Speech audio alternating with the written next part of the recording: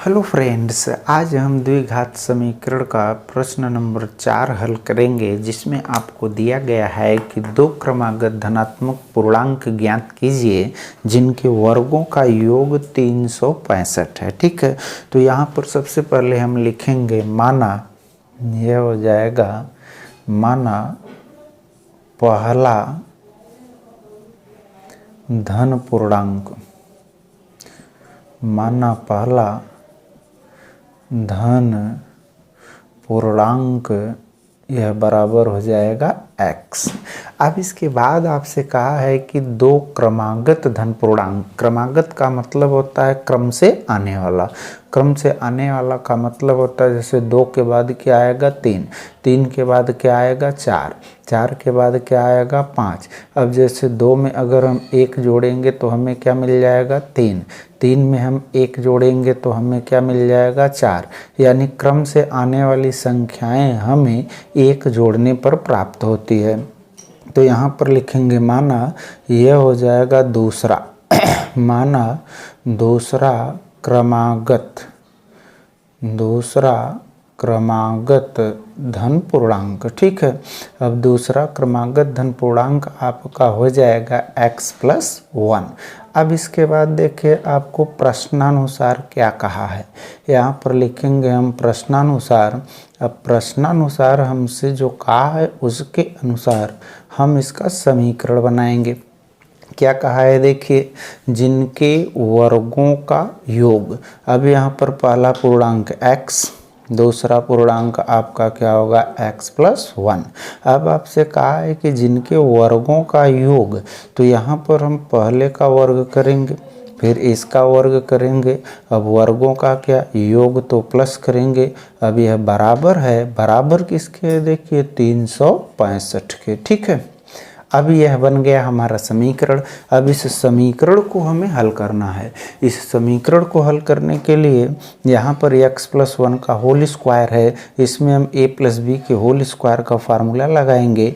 तो यहाँ पर लिखेंगे देखिए क्या x का स्क्वायर, ठीक, इसमें फार्मूला लगाएंगे तो मिल जाएगा आपको x का स्क्वायर प्लस यह हो जाएगा 1 का स्क्वायर प्लस यह हो जाएगा 2x बराबर यह हो जाएगा आपका 365। अब इसके बाद अगले स्टेप में यहाँ पर x स्क्वायर जोड़ेंगे, 2x का स्क्वायर, 1 का स्क्वायर करेंगे 1 मिलेगा, प्लस यह लिखेंगे हम 2x। अब यह बराबर क्या होगा 365। अब इसके बाद देखिए हम 365 को इस तरफ पक्षांतर करेंगे। ठीक, तो यह होगा 2x का स्क्वायर, यह होगा +1, यह होगा +2x, 365 प्लस है इधर आएगा -365, यह बराबर क्या हो जाएगा 0।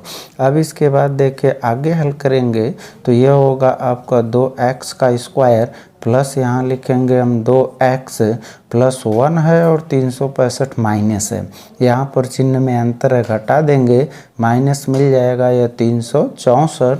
अब यह बराबर हो जाएगा 0।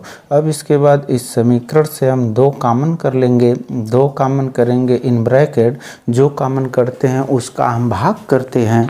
तो यहाँ पर जब हम भाग करेंगे तो यहाँ पर बच जाएगा x का स्क्वायर प्लस यहाँ पर भाग करेंगे प्लस x होगा, माइनस यहाँ पर भाग करेंगे 2 1 कम 2, यह 2 8 16 और 2 दूनी क्या होगा 4, और यह बराबर किसके होगा 0 के। अब इसके बाद अगले स्टेप में देखिए 2 को इधर ट्रांसफ़र कर देंगे, 0 हो जाएगा। ठीक है, अब हमारा बचेगा क्या x का स्क्वायर प्लस यह x माइनस यहाँ पर हो जाएगा 182। अब यह बराबर हो जाएगा 0, यहाँ पर गुणे क्या कर देंगे 2। अब हम 182 का ऐसा गुणनखंड करेंगे कि गुणा करने पर -182, लेकिन उसको जोड़ दें तो हमें कितना मिल जाए, यहाँ पर x का गुणांक +1। तो इसका गुणनखंड आपका हो जाएगा देखिए 14 और गुणे हम क्या लिखेंगे 13। अब देखिए इसका गुणा करेंगे तो हमें मिलेगा कितना 182।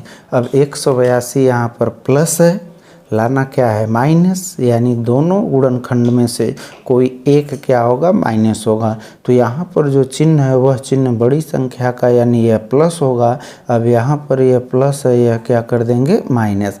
अब प्लस गुणे माइनस क्या मिल जाएगा माइनस। अब यहाँ पर यह हो जाएगा आपका 14, यहाँ पर होगा -13, इसे घटाएंगे तो हमें क्या मिल जाएगा 1, यानी हम प्लस x के स्थान पर 14 माइनस कितना रख देंगे 13। तो यहाँ पर हो जाएगा आपका x का स्क्वायर प्लस यह हो जाएगा 14x माइनस यह हो जाएगा आपका 13x और यहाँ पर माइनस यह हो गया 182। अब यह बराबर क्या हो गया 0। अब इसके बाद प्रथम दो पार्ट हम एक साथ करेंगे, तो इन दोनों पार्ट से और इन दोनों पार्ट से हम कॉमन क्या करेंगे, पहले पार्ट से x, ठीक है। अब जो कॉमन करते हैं उसका भाग करते हैं, तो x का भाग इसमें करेंगे, एक x कटेगा एक x बचेगा, x का भाग इसमें करेंगे, x से x कट जाएगा, यहाँ पर प्लस क्या बच जाएगा 14। अब इसके बाद देखिए हम चिन्ह की तुलना करते हैं, या प्लस है या माइनस है, तो चिन्ह में अंतर होगा तो माइनस कॉमन होगा।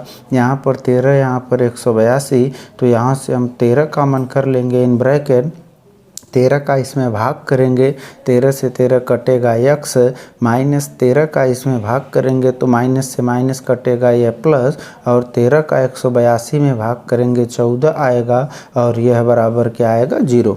अब इसके बाद देखिए हम कॉमन करेंगे क्या x प्लस यहाँ से कॉमन हो जाएगा 14, तो यहाँ पर देखिए x प्लस 14 कॉमन हो गया, तो यहाँ पर बच जाएगा x माइनस अगला पार्ट बच जाएगा कितना 13, और यह बराबर किसके होगा 0 के, ठीक है। अब इसके बाद देखिए हम पहला पार्ट 0 के बराबर करेंगे, यानी x प्लस 14 बराबर यह हो गया 0, तो यहाँ पर x बराबर प्लस 14 इधर आएगा, यह हो जाएगा -14, ठीक है। तो यहाँ पर x का मान मिल गया -14। अब इसके बाद दूसरा पार्ट लेते हैं, यह x माइनस यह हो जाएगा 13 बराबर होगा 0। अब -13 इधर आएगा तो यह x बराबर क्या हो जाएगा +13। तो यहाँ पर देखिए हमसे कहा गया है कि धन पूर्णांक, ठीक है, तो यहाँ पर यह ऋण है तो यह मान होगा नहीं, तो इसका मान हो गया कितना x बराबर 13, यानी पहला धन पूर्णांक आपका क्या हो गया 13।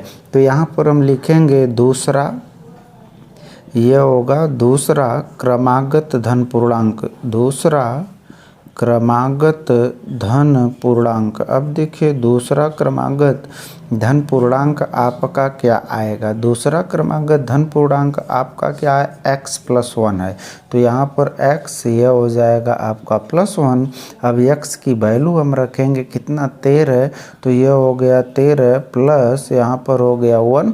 अब हम 13 और 1 जोड़ देंगे, यह हो जाएगा कितना 14।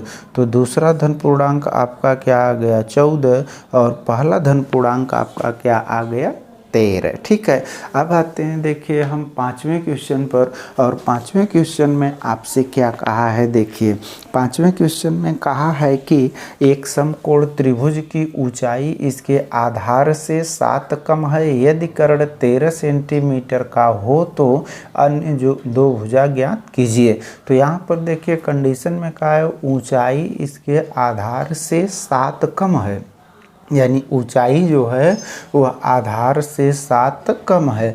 तो यहाँ पर हम लिखेंगे माना ये हो जाएगा त्रिभुज का आधार। अब माना त्रिभुज का आधार बराबर यह होगा क्या x। अब यहाँ पर लिखेंगे माना त्रिभुज यहाँ पर की यह हो जाएगा ऊंचाई, माना त्रिभुज की ऊंचाई। अब कहा है कि ऊंचाई इसके आधार से 7 कम है, तो यहाँ पर x 7 कम यानी -7, ठीक है। अब इसके बाद आपको दिया गया है त्रिभुज का कर्ण, और देखिए त्रिभुज के कर्ण का मान आपको कितना दिया है, कर्ण बराबर आपको दिया क्या है 13 सेंटीमीटर, ठीक है। अब यहाँ पर आप एक समकोण त्रिभुज की रचना कर लेंगे। मान लीजिए यह आपका क्या हो गया, एक समकोण त्रिभुज हो गया, ठीक है। अब यहाँ पर यह हो गया आपका A, यह हो गया b, यह हो गया c, यह कोण 90 अंश। तो 90 अंश के सामने की भुजा कर्ण, कर्ण का मान कितना हो गया 13। अब इसके बाद देखिए आधार का मान कितना हो गया x, ऊंचाई का मान कितना हो गया x माइनस 7। अब यह समकोण त्रिभुज है, तो इस त्रिभुज ABC में हम पाइथागोरस प्रमेय का प्रयोग कर देंगे। तो त्रिभुज ABC में यहाँ पर हम लिखेंगे पाइथागोरस प्रमेय से, ठीक है। यह हो गया पाइथागोरस प्रमेय, ठीक है। तो यहाँ पर जब हम पाइथागोरस प्रमेय का प्रयोग करेंगे, तो पाइथागोरस प्रमेय का प्रयोग जब करेंगे तो यह होता है आपका कर्ण का स्क्वायर, ठीक है। यह हो गया कर्ण का स्क्वायर बराबर यह हो गया लंब का स्क्वायर प्लस यह हो गया क्या आधार का स्क्वायर, ठीक है। यह हो गया आधार का स्क्वायर। अब यहाँ पर 90 अंश के सामने की भुजा कर्ण, यानी यहाँ लिखेंगे AC का स्क्वायर बराबर लंब, लंब यानी क्या हो जाएगा BC का स्क्वायर, आधार यानी क्या हो जाएगा AB का स्क्वायर। कर्ण की वैल्यू रखेंगे कितना 13 का स्क्वायर, यह बराबर BC का मान कितना x माइनस 7 का स्क्वायर प्लस AB का मान कितना x का स्क्वायर।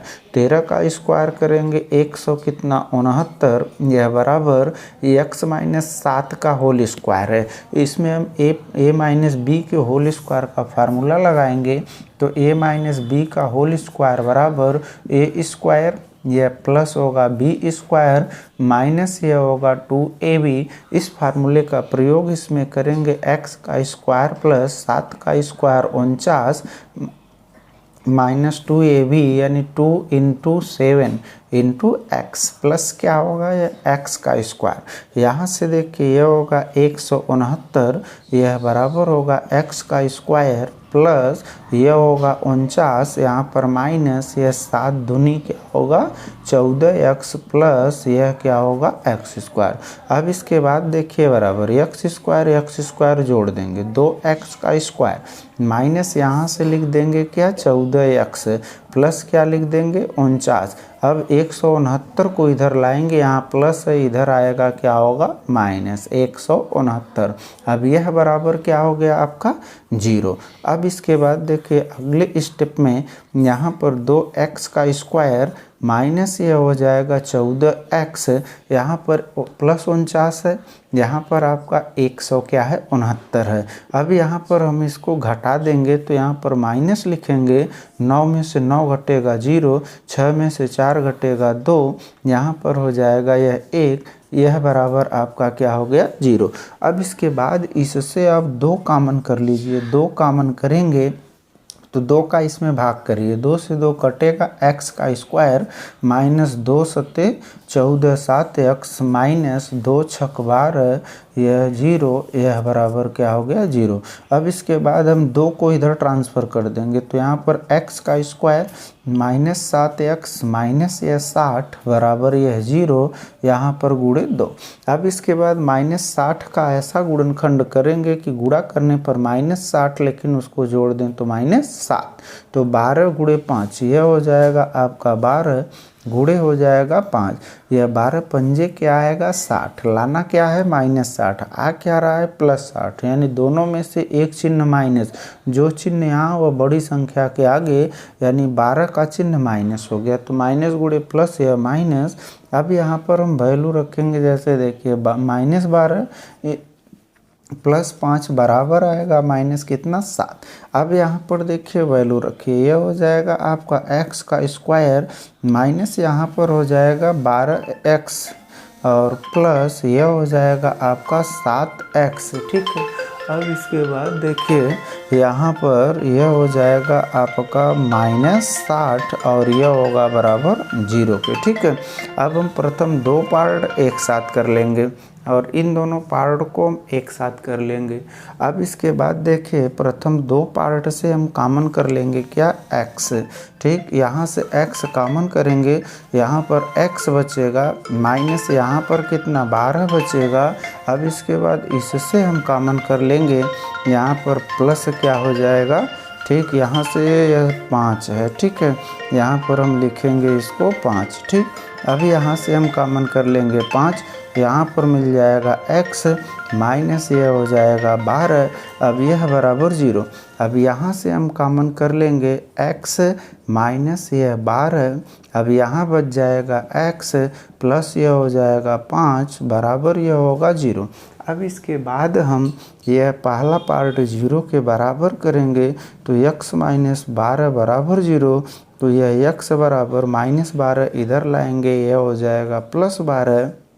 अब इसके बाद दूसरा पार्ट हम लेंगे, दूसरा पार्ट आपका x प्लस 5 यह बराबर 0। अब यहाँ पर x बराबर यह माइनस 5 हो जाएगा, तो यह माइनस 5 आपकी वैल्यू ऋणात्मक हो गई, तो यहाँ पर इसे हम ऋणात्मक लिख कर छोड़ देंगे, ठीक है। यह मान क्या हो गया, ऋणात्मक, यानी हमारा x का मान क्या आया, 12। तो x का मान 12 आया, यहाँ पर आधार माना गया है, तो यह हम लिख देंगे, देखिए आधार बराबर, अब देखिए आधार बराबर कितना आ गया, 12, ठीक है। अब इसके बाद हम दूसरी भुजा का मान लिखेंगे, तो दूसरी भुजा हमारी क्या है, ऊंचाई, तो यहाँ पर हम लिखेंगे ऊंचाई, और ऊंचाई बराबर आपका क्या है, x माइनस 7 है, ठीक है। अब यह हो जाएगा आपका 12 माइनस 7, ठीक है। 12 माइनस 7 का मान कितना आ जाएगा, 5। तो यहाँ पर ऊंचाई का मान 5 आ गया और आधार का मान 12 आ गया। तो इस तरह से हम चौथा और पांचवा सवाल हल किए हैं, जिसे आप लोग अच्छी तरह से समझ कर इसका अभ्यास करके इस तरह का सवाल लगाएंगे।